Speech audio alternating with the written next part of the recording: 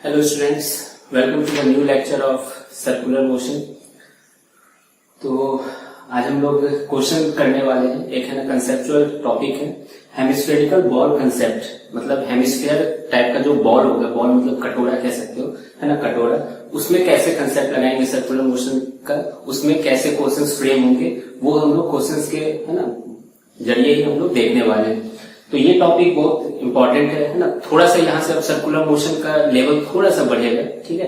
तो इसलिए इस टॉपिक को ध्यान से सुनिए और मैं आशा करता हूँ कि आप लोगों को सेंट्रीपिटल और सेंट्रीफ्यूगल फोर्स का कंसेप्ट सब कुछ क्रिस्टल क्लियर हो चुका है, ठीक है। उस पर हम लोग बहुत बेसिक क्वेश्चंस भी किए थे। तो ये सब जो क्वेश्चंस है ना, बहुत पहले आईटी एडवांस में ये सब क्वेश्चंस आया करते थे जब सब्जेक्टिव क्वेश्चंस होते थे, लेकिन कंसेप्ट वाइज बहुत इंपॉर्टेंट है। इसी कंसेप्ट का यूज है ना हम लोग आने वाले है ना कुछ लेक्चर्स के बाद एक और है ना टॉपिक आएगा जिसमें गाड़ी है ना सर्कुलर रोड पे चलेगी, ठीक है। सर्कुलर रोड है ना देखे होंगे, जैसे कि जहां मोड़ होता है, ठीक है, वहां पे ऐसे सर्कुलर टाइप का होता है, तो वहां पे गाड़ी चलेगी तो उसमें कितनी फ्रिक्शन लगनी चाहिए, कितनी स्पीड होनी चाहिए कि वो स्लिप ना कर जाए। देखे हो ना कि ऐसे जब कटाते हैं तो स्लिप करने का टेंडेंसी आ जाता है गाड़ी में। तो ये सब क्वेश्चंस जब उस टाइम वहां पर हम लोग करेंगे, और वो एक टॉपिक है जो कि इनफैक्ट 11th क्लास के बोर्ड में भी वो सब टॉपिक्स पढ़ने होते हैं, उसका डेरिवेशन पढ़ना होता है। तो वो डेरिवेशन है ना उस टाइम तो मैं करवाऊंगा ऑफ कोर्स, लेकिन ये वाला अगर कंसेप्ट क्लियर हो जाएगा तो वो आप अपने से भी कर लोगे, है ना, क्योंकि सेम कंसेप्ट वहां पर भी लागू होता है। तो इसलिए ये टॉपिक आज का बहुत ही इंपॉर्टेंट है और आप लोग ध्यान देना इस टॉपिक को। तो चलिए स्टार्ट करते हैं। यहाँ पे शायद रोशनी आ रही होगी। देखो क्वेश्चन क्या है यहाँ पे, find omega to keep ball stationary. अब दिख रहा होगा यहाँ एक बॉल है, ठीक है, ये बॉल है, स्टेशनरी बॉल है। स्टेशनरी मतलब रुका हुआ है, ठीक है। तो इसको हम लोग कितना ओमेगा से ना क्या कहते हैं घुमाए, है ना, इस हेमिस्फेरिकल बॉल को किस ओमेगा से हम लोग घुमाए कि ये बॉल जो है वो फिसले ना, मतलब वहां पे वो स्थिर का स्थिर रह जाए, ठीक है। याद करो पिछले लेक्चर, एक दो लेक्चर पहले हम लोग एक क्वेश्चन किए थे जिसमें याद है एक कुआं टाइप का था जिसमें है ना आदमी दीवार पे ऐसे चिपका हुआ था कि कितने ओमेगा से घुमाए कि आदमी नीचे ना गिर जाए, है ना। एक क्वेश्चन किए थे, बहुत इंटरेस्टिंग क्वेश्चन था। उसी तरह का ये क्वेश्चन है, ठीक है। कंसेप्ट वाइज कुछ भी नया नहीं होगा, है ना, देखते रहना बस। तो इस हेमिस्फेरिकल बॉल का रेडियस r दिया हुआ है और ये दिया हुआ है कि ये हेमिस्फेरिकल बॉल स्मूथ है। स्मूथ मतलब यहाँ कोई फ्रिक्शन एक्ट नहीं कर रहा है। अगला क्वेश्चन में हम लोग करेंगे जब फ्रिक्शन एक्ट करेगा तो क्या हश्र होगा इसका, ठीक है। यहाँ पे तत्काल अभी फ्रिक्शन एक्ट नहीं कर रहा है और ये बॉल स्टेशनरी, इसको रखना है और ये हेमिस्फेरिकल बॉल को ओमेगा से घुमाया गया है, ठीक है। तो इस क्वेश्चन को करते हैं। अब देखो सबसे पहले ऑब्वियसली सर्कुलर मोशन होगा यहाँ पर, है ना। सर्कुलर मोशन में क्या किया, यहाँ पे फोर्स आएंगे, एक नॉर्मल रिएक्शन फोर्स आएगा, ये चीज समझ में आ रहा होगा, और ये एंगल आपको थीटा दिया हुआ है, ठीक है। थीटा एंगल पे ये बॉल प्लेस्ड है और इसी एंगल पे इसको रखना है हमेशा के लिए। तो इसमें क्या क्या डाटा में आंसर तुमको चाहिए, ओमेगा का वैल्यू, जैसे जी आएगा ऑब्वियसली, ग्रेविटेशनल एक्सीलरेशन आएगा, यहाँ पर थीटा आएगा, रेडियस आएगा, ठीक है। मास देखते हैं आता है कि नहीं बॉल का, है ना। लेट से बॉल का मास m है, देखते हैं कि मास पे डिपेंड करता है कि नहीं, है ना। और ये चीज तुम लोग जान रहे हो कि नहीं डिपेंड करता है ना, मास पे बहुत चीज डिपेंड नहीं करता है। यहाँ पे हम लोग जो भी पढ़ते आ रहे हैं अभी तक। तो चलिए इसको स्टार्ट करते हैं। अब दिख रहा है ना यहाँ पे ये बॉल है जो ब्लू कलर का मैं बनाया हूँ। अब देखो बहुत बच्चे सोच रहे होंगे कि जब ग्रेविटेशनल फोर्स कह रहा हूँ, सेंट्रीफ्यूगल फोर्स जब लगेगा जो m ओमेगा स्क्वायर r हम लोग लगाते हैं, तो मास पे m चलो ठीक है, ओमेगा चलो ठीक है, ओमेगा है, रेडियस क्या होगा, व्हाट विल बी रेडियस। तो बहुत बच्चे सोच रहे होंगे रेडियस सर कैपिटल R ही होगा। नहीं बाबू, है ना, एक चीज यहाँ पे थोड़ा सा ध्यान से देखना, ये बॉल ऐसे ऐसे नहीं घूम रहा है, ठीक है, ये बॉल ऐसे ऐसे नहीं जा रहा है ना, कि रेडियस r ले लेंगे हम लोग, है ना। रेडियस r किसका है, बॉल का रेडियस है। हम लोग रेडियस, है ना, सेंट्रीफ्यूगल फोर्स में वो रेडियस लेते हैं जिसमें कोई पार्टिकल जिस सर्कुलर मोशन में है ना एक्ट कर रहा है, जिस सर्कुलर मोशन में वो मूव कर रहा है, उस सर्कुलर पाथ का जो रेडियस होता है वो हम लोग रेडियस लेते हैं m ओमेगा स्क्वायर r में। तो अगर थोड़ा सा है ना लॉजिकली देखो और है ना क्या कहते थोड़ा सा सोचोगे, इमेजिन करोगे, तो ये बॉल अब ऐसे से, है ना, इसका जो सर्कुलर पाथ होगा ये कुछ ऐसे ऐसे करके होगा, ठीक है। ये ऐसे से घूमेगा तो ये बॉल ऐसे ऐसे घूमेगा, समझ पा रहे हो। ये बॉल क्या होगा, ऐसे ऐसे घूमेगा, ना कि ये ऐसे ऐसे घूम रहा है। ये वर्टिकल सर्कल में घूम नहीं रहा है, ये हॉरिजॉन्टल सर्कल में मूव कर रहा है ना। This is horizontal circle. तो बॉल का रेडियस क्या हो जाएगा, मतलब बॉल का रेडियस मतलब जिस सर्कुलर पाथ में मूव कर रहा है उस सर्कुलर पाथ का रेडियस क्या हो जाएगा बॉल के रिस्पेक्ट में। तो ये वाला जो डिस्टेंस है ना, ये हो जाएगा इसका रेडियस। और ये डिस्टेंस आप निकाल सकते हो, ये आर है ना, रेडियस ऑफ हेमिस्फेरिकल बॉल है ना, हेमिस्फेरिकल बॉल है ना, BOWL, ठीक है। ये रेडियस आर है, ये थीटा है, तो इधर वाला आर कॉस थीटा होगा और इधर वाला क्या हो जाएगा, आर साइन थीटा, ठीक है। ये इंपॉर्टेंट है यहाँ पे, है ना। यहाँ यहीं पर बच्चे गलती करते हैं, बाकी तो सॉल्व कर ही लोगे आप लोग। चलो मैं सॉल्व कर देता हूं। तो इसका मैं अगर फ्री बॉडी डायग्राम बनाऊं, ये ऐसे करके सर्कुलर पाथ में मूव कर रहा है, कोई दिक्कत, बॉल कुछ यहां पर है, इसको थोड़ा सा नीचे में बनाते हैं, स्पेस का भी थोड़ा ध्यान रखना होगा मुझको। ये ऐसे करके मूव कर रहा है इस सर्कुलर पाथ में, ठीक है, और बॉल कुछ यहां पर है, बॉल कुछ यहां पर है, ठीक है। अब इसमें कौन कौन से फोर्स लग रहे होंगे, सबसे पहले नॉर्मल रिएक्शन फोर्स, जो कि हेमिस्फेरिकल ये जो कटोरा है वो है ना लगा रहा होगा मास पे, वो किस डायरेक्शन में लगा रहा होगा, तो वो हमेशा परपेंडिकुलर डायरेक्शन, नॉर्मल रिएक्शन हमेशा सरफेस के परपेंडिकुलर होता है। अब ये देखो एक तरह का सर्कुलर पोर्शन टाइप का है, ठीक है, तो इसका परपेंडिकुलर किधर से पास करेगा, इसके सेंटर से पास करेगा, तो हम लोग कह सकते हैं कि नॉर्मल रिएक्शन जो है इस तरफ है, ठीक है। इसको हम लोग एंगल से भी रिप्रेजेंट करना होगा, ये थीटा है तो बाबू ये भी थीटा हो जाएगा, ठीक है। मैं यहां पे बना दे रहा हूं इसको, नॉर्मल रिएक्शन कुछ ऐसे लग रहा होगा, इसको मैं डॉटेड ऐसे कर दे रहा हूं, ये यहां पे ऐसे करके थीटा था, तो ये एंगल क्या हो जाएगा, थीटा हो जाएगा, कोई दिक्कत, ये समझ में आया, ये एंगल थीटा हो गया। और क्या क्या लगेगा, इसका मास m है तो एक mg भी लगेगा, जो कि किधर लगेगा, सीधा सीधी नीचे की तरफ लगेगा, सीधा सीधी नीचे की तरफ लगेगा, बहुत अच्छे। और क्या फोर्स लगेगा, ठीक है, और एक सेंट्रीफ्यूगल फोर्स लगेगा, है ना, ये सेंट्रीफ्यूगल फोर्स है FC, ठीक है। इसका वैल्यू क्या हो जाएगा, m omega square into radius, radius किसका लेंगे बाबू, इस सर्कुलर पाथ का रेडियस लेंगे, है ना, इस सर्कुलर पाथ का रेडियस जो कि कितना है, r sin थीटा है, ठीक है। ये चीज हमें आ गया, m omega square r sin theta, ये इंपॉर्टेंट है यहाँ पे।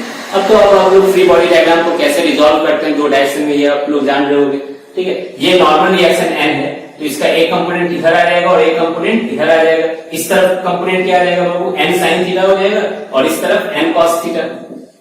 तो बस अब इसको लिख देना है यहाँ पर, n cos थीटा को बैलेंस कौन करेगा, mg बैलेंस करेगा, ये पहला इक्वेशन हो गया, ठीक है।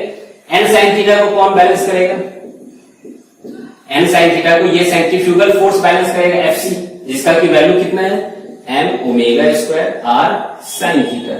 ये दो इक्वेशन है, अब दोनों को सॉल्व करो। नॉर्मल रिएक्शन का हम लोग को यहाँ पे पूछा नहीं है, नॉर्मल रिएक्शन को हटाना है, ठीक है, और ओमेगा का वैल्यू निकालना है। तो देखो मैं सॉल्व करता हूं, साइन थीटा तो कट गया, बहुत अच्छा।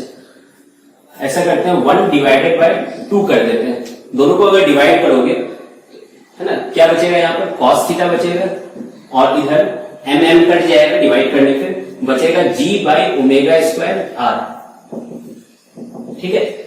अब बस ओमेगा का वैल्यू निकाल लो, क्या दिक्कत है, g बाई r और ये इधर आ जाएगा तो cos थीटा, ओमेगा स्क्वायर है इसलिए रूट हो जाएगा।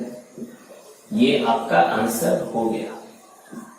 मतलब इस ओमेगा पे अगर घुमाओगे किसको, कटोरे को, तो वो बॉल जो थीटा एंगल पे जो यहाँ पे चिपका हुआ है, थीटा एंगल पे जो यहाँ पर चिपका हुआ है, ठीक है, वो अपने ही प्लेस पे रहेगा, वो अपने प्लेस से डिस्प्लेस नहीं करेगा।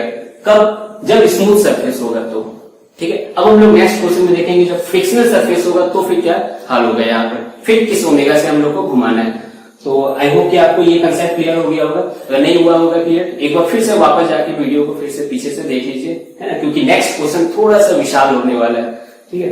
तो आप लोग जल्दी से इसको नोट कीजिए।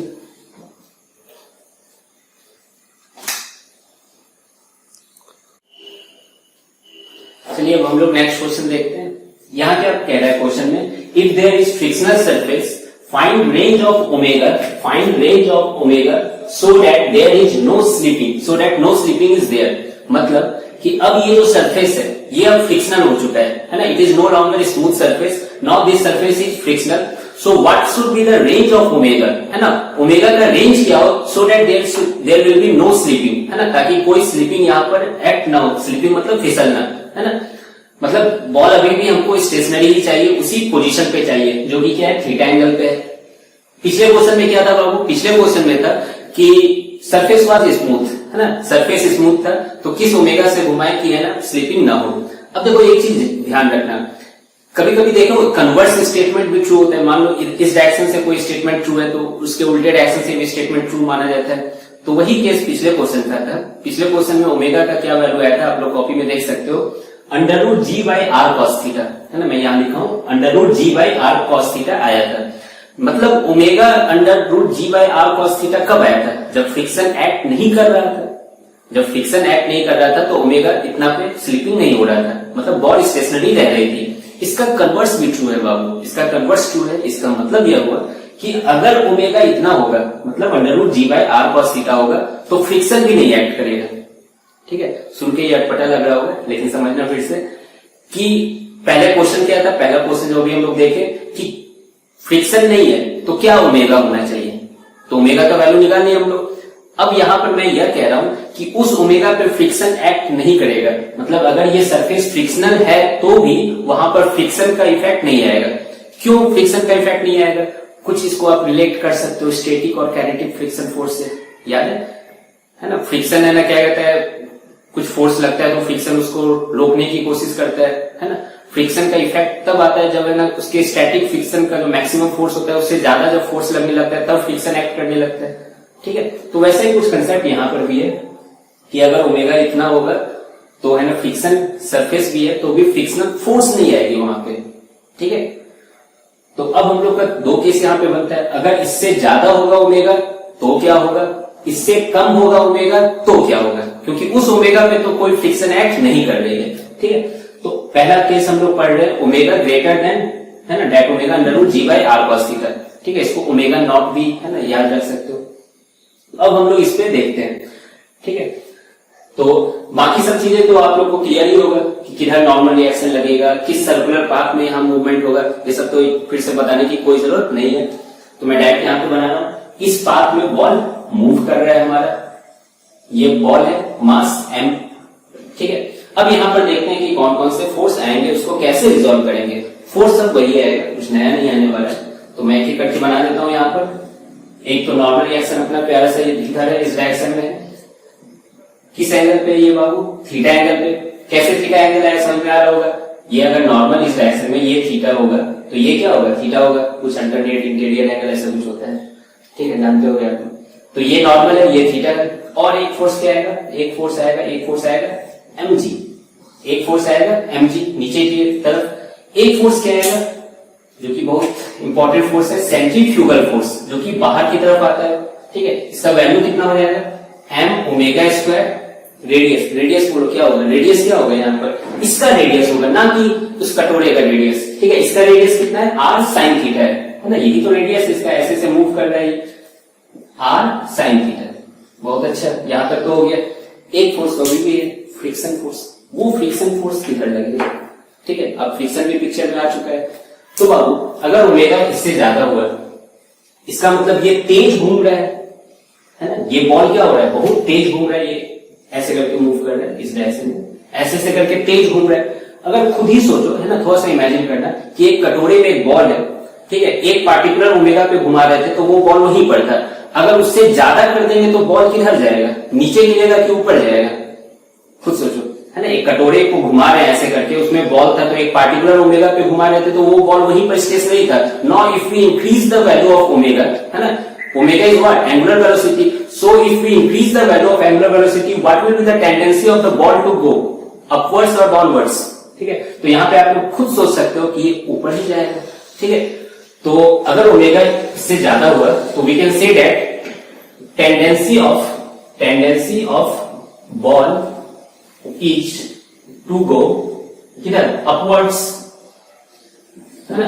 अब बॉल ऊपर की तरफ जा रहा है बाबू, ऊपर की तरफ वो जाने लगा तो फ्रिक्शन किधर लगेगा, उसको रोकने की कोशिश करेगा। फ्रिक्शन हमारा हीरो है, वो है ना, जिधर है ना, जहां पे है वो वहीं पे रहने के लिए वो कहते हैं हमेशा। तो बॉल ऊपर जा रहा है तो फ्रिक्शन किधर है, नीचे एक्ट करेगा। So friction will act downwards. ये बात समझ में आ गई होगी, फ्रिक्शन किधर एक्ट करेगा, नीचे की तरफ एक्ट करेगा। तो मैं भी यहाँ पर नीचे की तरफ बना देता हूँ, नीचे की तरफ मतलब किधर, इधर, है ना, इस तरफ फ्रिक्शन एक्ट करेगा, इस लाइन के अलोंग। तो मैं यहाँ पे बना दे रहा हूं फ्रिक्शन इधर एक्ट करेगा। ठीक है, अब देखो यहाँ पर क्या है, फ्रिक्शन फोर्स और नॉर्मल फोर्स। इस आंसर में हमको ये दो फोर्स नहीं चाहिए, यानी एफ और एन को इलिमिनेट करना है यहाँ पर, ठीक है। कैसे इलिमिनेट करेंगे, वो तो F equal to mu N है, पढ़े भी हो आप लोग। तो इसको इलिमिनेट करना है, तो यहां पर अगर हम लोग रिजॉल्व करेंगे एक्स एक्सिस और वाई एक्सिस के अलाउंग, तो N cos theta N sine theta आएगा, F sine theta F cos theta आएगा। फिर उसमें से एफ और एन को है ना इलिमिनेट करना बहुत मुश्किल हो जाएगा। तो क्यों ना कुछ ऐसा है ना एक्सिस है ना निकाले जिसमें एन ही रहे इक्वल टू बाकी सब चीज रहे, एफ इज इक्वल टू बाकी चीज रहे, बाद में उसको इलिमिनेट करना ज्यादा आसान रहेगा। और ये सब हम लोग इनफैक्ट कर भी चुके हैं पहले वाले क्वेश्चन सब में, पिछले लेक्चर सब में, ठीक है। तो कौन दो डायरेक्शन बनाना चाहिए, रेडियल है ना, मतलब ये वाला डायरेक्शन ले लिया जाए और एक ये वाला डायरेक्शन ले लिया जाए, ठीक है। ये दोनों भी आपस में क्या है, एफ और एन यहाँ पे आपस में परपेंडिकुलर ही है, मतलब इधर से देखा जाए तो ये रेडियल वाला हो गया और ये टेंजेंशियल वाला हो गया। तो हम लोग इस दो एक्सिस को लेंगे और सारे फोर्स को उस एक्सिस के अलाउंग रिजॉल्व कर देंगे। तो चलिए किया जाए फिर ये काम। हमारा एक्सिस ये वाला होगा, मैं डॉटेड लाइन से बना दे रहा हूं, और ये वाला होगा। सारे फोर्स को इसी डायरेक्शन में रिजॉल्व करेंगे।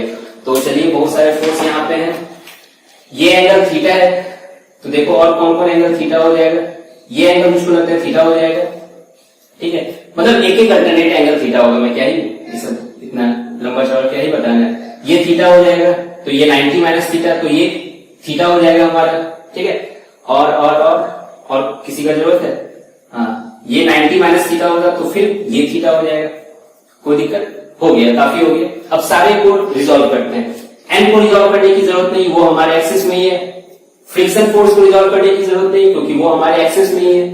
बाकी एमजी को रिजॉल्व करना है। यहाँ पर एमजी को इस डायरेक्शन में अगर रिजॉल्व करेंगे तो यहाँ पे क्या आ जाएगा, इसी डायरेक्शन में तो मैं प्लस लिख दे रहा हूं इसको, एमजी साइन थीटा आ जाएगा। समझ में आ रहा है, ये एमजी साइन थीटा आ जाएगा इस डायरेक्शन में। इसको इधर रिजॉल्व करेंगे तो इस डायरेक्शन में क्या आ जाएगा, एमजी कॉस थीटा आ जाएगा।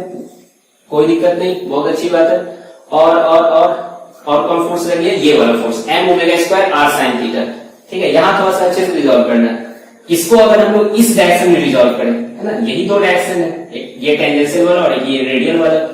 इसको इस डायरेक्शन में रिजॉल्व करेंगे तो इसका इंटू कॉस थीटा आ जाएगा, है ना। थीटा के अलाउंग चलते हैं तो कॉस होता है, उसके अपोजिट चलते हैं तो साइन, है ना। तो यहां पे हो जाएगा बाबू m omega square are sine theta, और इस डायरेक्शन में चले तो कॉस थीटा मल्टीप्लाई हो जाएगा, ठीक है। अब इसको इधर भी रिजॉल्व करना है तो मैं यहाँ प्लस कर दे रहा हूं क्योंकि डायरेक्शन सेम ही है। तो यहाँ पे क्या हो जाएगा, M omega square are sine theta पहले से ही था, एक साइन थीटा और मल्टीप्लाई हो जाएगा, तो मैं साइन स्क्वायर थीटा कर दूं, समझ में आएगा होगा। तो ये क्लियर हो गया। यहाँ तक रिजॉल्व कैसे किया हूं एक बार देख लो, रोशनी उसमें तो नहीं आना चाहिए यहाँ पे। चलो ये अगर क्लियर हो गया बाबू, अब तो कुछ नहीं है ना। चूंकि बॉल स्टेशनरी और फ्री बॉडी डायग्राम में यहाँ पे बना चुका हूँ, है ना। आप लोग इसको कॉपी पे बनाना अच्छे से, ठीक है। ऐसे नहीं कि यहाँ पे खिचड़ी हो गया तो पढ़ना छोड़ देंगे, ठीक है। आराम से बनाओगे, बहुत ईजी है, कुछ भी नहीं है। फोर्स को तो खेल रहे हैं यहाँ पर। तो इसको इक्वेट करते हैं हर डायरेक्शन में, रेडियल डायरेक्शन और टेंजेंशियल डायरेक्शन में। तो इस डायरेक्शन में देखो तो normal reaction is equal to क्या आ गया, ये दोनों को एक साथ लिख देता हूं मैं, MG cos theta plus plus plus M omega square are sine square theta. ये क्लियर हो गया, इस डायरेक्शन का काम क्लियर हो गया। इस डायरेक्शन में देख लेते हैं। अब इस डायरेक्शन में देखो तो फ्रिक्शन इज इक्वल टू ही चाहिए, है ना। यहाँ पे कॉस हम लोग करेंगे तो this plus this is equal to this होगा, है ना। अगर बॉल स्टेशनरी है, कोई net force zero, ball stationary है, तो this plus this is equal to this होगा। तो फ्रिक्शन इज इक्वल टू क्या लिखते हैं, दिस माइनस दिस में कंफ्यूज होगा, मैं लिख देता हूं यहाँ पे M omega square are sine theta cos theta, ठीक है। वो हो गया माइनस, ये वाला फोर्स उधर जाके माइनस हो जाएगा, minus M G sine theta. यहां तक क्लियर हो जाना चाहिए। एक बार देखो इसको, है ना, वीडियो पॉज करके एक बार यहां तक आप लोग अपने कॉपी में नोट कर लो, फिर आगे मैं बताता हूं। हाँ, तो आगे क्या करना है, इतना फ्रिक्शन हमको चाहिए, इतना चाहिए।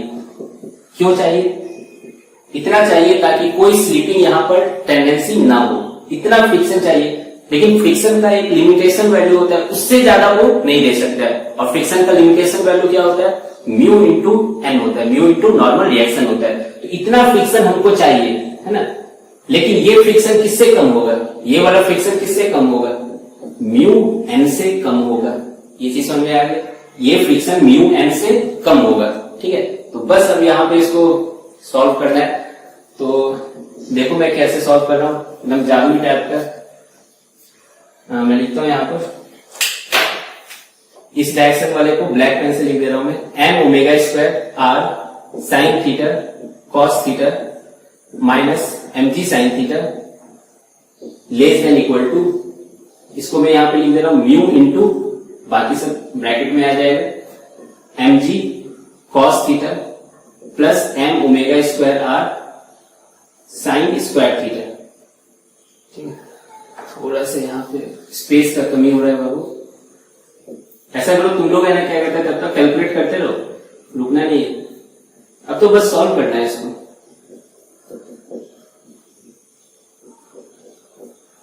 क्लास रहता है तो बच्चे ही सॉल्व करते हैं, तुरंत कर लेते हैं। ठीक है, अब देखो ये इक्वेशन हो गया, बस अब यहाँ पे हमको ओमेगा का वैल्यू चाहिए और कुछ नहीं। ठीक है, तो चलो कुछ काटते हैं यहाँ पे हम लोग। क्या, मास कट जाएगा, मास कट जाएगा, मास कट जाएगा, मास कट जाएगा, मास पे तो डिपेंड ही नहीं करता। ओमेगा वाले को ऐसा करते हैं, एक तरफ लेते आते हैं, बाकी को दूसरे तरफ भेज देते हैं। तो देखो ओमेगा यहाँ पर है और इसमें है ओमेगा, तो यहाँ पे ओमेगा स्क्वायर को कॉमन ले लेते हैं, तो यहाँ आ जाएगा are sine theta cos theta, और ये इधर जाके माइनस हो जाएगा आर साइन स्क्वायर थीटा, और ये value less than equal to होगा, बाकी उधर चला जाएगा, है ना, म्यू जी कॉस थीटा, और ये माइनस में तो वहां जाके प्लस हो जाएगा plus G sine theta. Clear है ये? ठीक है, अब ओमेगा का वैल्यू चाहिए तो ये वाला पोर्शन को यहाँ पे डिवाइड कर देना, ये सब में समझ में आएगा होगा। तो ओमेगा स्क्वायर में यहां से यहां पहुंच गया हूं। ठीक है, omega square should be less than equal to mu ji cos theta plus G sine theta divided by are sine theta cos theta minus R sine square theta. ठीक है, ये सब वैल्यू देकर डरना नहीं है, बस ये कंसेप्चुअल, यहाँ कंसेप्ट बस सीखने के लिए हम लोग ये सब कर रहे हैं। तो ओमेगा स्क्वायर का value less than equal to इतना आ रहा है, तो ओमेगा का वैल्यू क्या हो जाएगा, इसको मैं पावर में 1/2 कर दे रहा हूं। ठीक है, यानी ओमेगा का वैल्यू इससे कम होगा, अभी पूरा रेंज खत्म नहीं हुआ है, इससे कम तो 0 भी हो सकता है, लेकिन क्या 0 ओमेगा से घुमाएंगे तो ये रुका रहेगा क्या वहां पे, एक बॉल पे यहाँ एक कटोरे में यहाँ बॉल रख दो तो गिर ही जाएगा।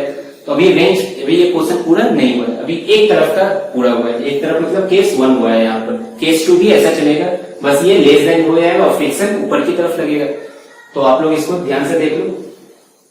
ठीक है, इसको हम लोग ओमेगा 1 नाम दे दे रहे हैं, ये ओमेगा 1 है, मतलब ये ओमेगा ये जो वैल्यू आया है ना, ये जो वैल्यू आया है इसको हम लोग ओमेगा 1 नाम दे दे रहे हैं। ठीक है, फ्यूचर रेफरेंस के लिए ओमेगा 1। ठीक है, अब आप लोग इसको नोट कर सकते हो अच्छे से। उसके बाद नेक्स्ट केस क्या होगा बाबू, यहाँ पर omega less than under G by R cos theta होगा, फिर आगे हम लोग प्रोसीड करेंगे। ठीक है, तो मैं तो ये कहूंगा कि वीडियो पॉज करो, आगे तो मैं बता ही रहा हूं, है ना, आप लोग वीडियो पॉज करके नेक्स्ट केस भी निकाल के देख लो, कुछ ऐसा ही वैल्यू आएगा, थोड़ा सा चेंज रहेगा यहाँ पर। ठीक है, जल्दी से आप लोग इसको नोट करो, फिर आगे भी कर देंगे।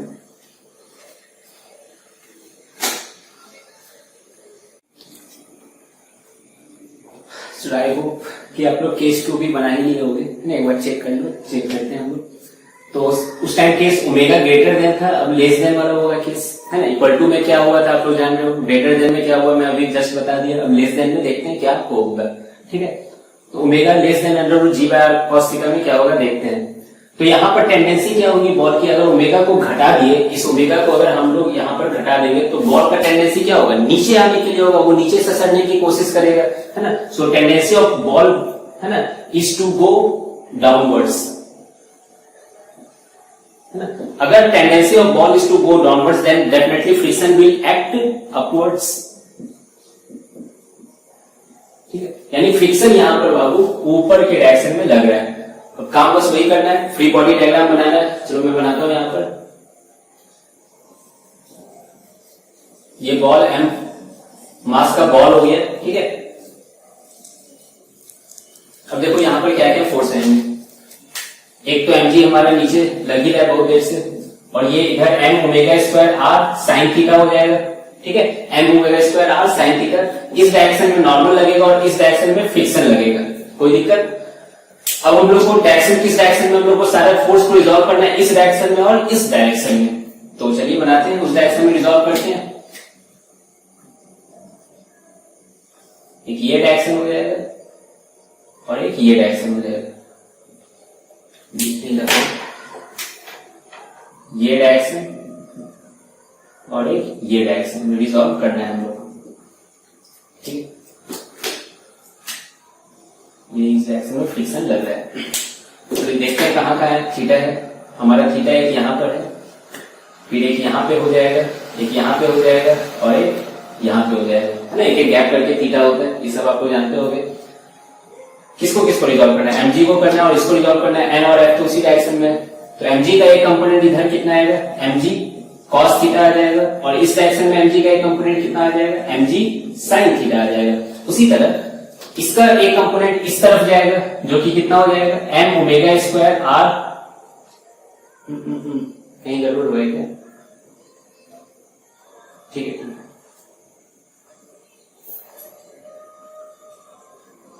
ठीक है, ठीक है, m ओमेगा स्क्वायर r और उधर जाएगा तो क्या हो जाएगा, साइन थीटा और कॉस थीटा हो जाएगा। ठीक है, साइन थीटा और कॉस थीटा मल्टीप्लाई हो जाएगा, फिर उसका एक इधर आएगा तो प्लस में क्या हो जाएगा, इस डायरेक्शन में साइन थीटा और यहाँ पे कुछ नहीं है, इसका मतलब साइन थीटा ऐड हो मतलब मल्टीप्लाई होगा, तो ये हो जाएगा m omega square r sine theta into sine theta यानी साइन स्क्वायर थीटा। बस अब क्या करना है, बस इसको सॉल्व करना है। नॉर्मल रिएक्शन किसके बराबर आ चुका है, इसके बराबर normal is equal to mg cos theta plus m omega square r sine square theta. Friction किसके बराबर आ चुका है, तो फ्रिक्शन देखो, फ्रिक्शन प्लस है ना, ये फ्रिक्शन प्लस ये वाला फोर्स है, तो फ्रिक्शन इज इक्वल टू क्या हो जाएगा, mg साइन थीटा माइनस ये वाला फोर्स यानी m omega square r sine theta cos theta. ठीक है, तो इतना फ्रिक्शन चाहिए, लेकिन फ्रिक्शन इतना देगा ये जरूरी नहीं है ना, उसका एक लिमिटिंग टेंडेंसी होता है, तो वो हम लोग लिखते कैसे, f less than equal to mu m होना चाहिए। ठीक है, अब बस इसको सॉल्व करना है। mg sine theta minus m omega square r sine theta cos theta less than equal to, इसको और इधर से ही करते हैं,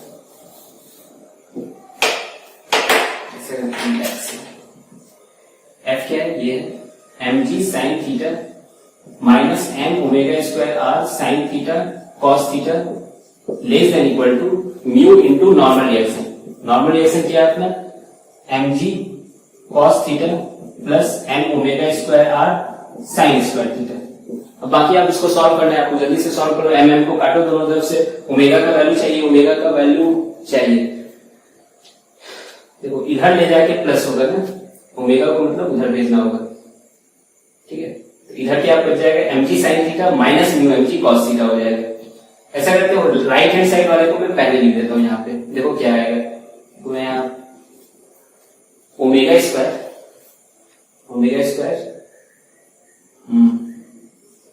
r sine theta cos theta, ये उधर जाके प्लस हो जाने वाला है, r sine theta cos theta plus omega square तो कॉमन ले चुके हैं, r साइन स्क्वायर थीटा, ये ग्रेटर देन इक्वल टू होगा, है ना, ये ग्रेटर देन इक्वल टू होगा क्योंकि ये इधर जा चुका है, तो इधर ग्रेटर देन इक्वल टू का साइन है उसके मुंह तरफ, और बाकी ये वाला चीज इधर आएगा तो उसको हम लोग उधर लिखने वाले हैं, g sine theta minus mu जी कॉस थीटा।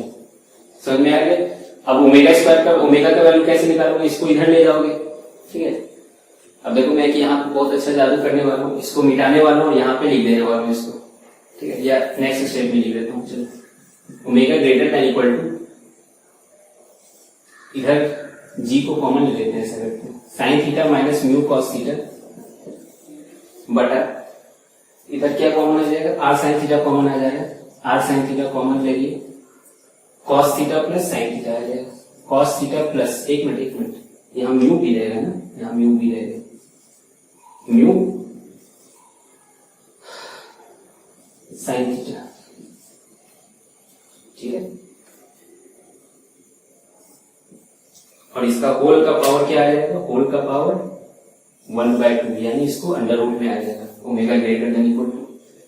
ठीक है, लेट से मैं इसको नाम ओमेगा 2 दे दे रहा हूं, है ना। जो उस टाइम ओमेगा 1 दिए थे वो मैं यहाँ पे लिखा हूं। Omega 1 less than equal to इतना आया और omega 2 greater than equal to कितना आ गया, इतना आ चुका है। मैं यहाँ पे एक जगह कर दे रहा हूं इसको, g sine theta minus mu cos theta divided by are sine theta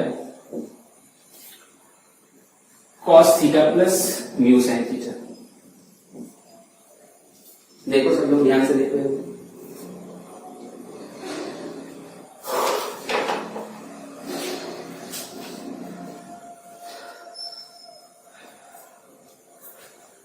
समझ में आ गया, यहाँ तक क्लियर है।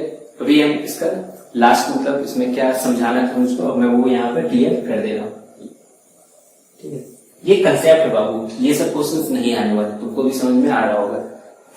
यहाँ क्या सीखना है, यहाँ पे देखो, मतलब एक चीज देख सकते हो, यहाँ पर क्वेश्चन में पूछा गया था किस रेंज का ओमेगा, ओमेगा का रेंज कहां से कहां तक हो कि कोई स्लीपिंग ना एक्ट करे। ठीक है, कोई स्लीपिंग एक्ट ना करे। ठीक है, और स्लीपिंग एक्ट करने का ही ये कंडीशन होता है, फ्रिक्शन म्यू से कम हो तो कोई स्लीपिंग नहीं होगा। ठीक है, ये आप लोग जानते होंगे। तो देखो ओमेगा 1 इससे कम होना चाहिए लेकिन इस वाले वैल्यू से ज्यादा होना चाहिए, है ना। इससे कम होना चाहिए लेकिन इस वाले वैल्यू से ज्यादा होना चाहिए।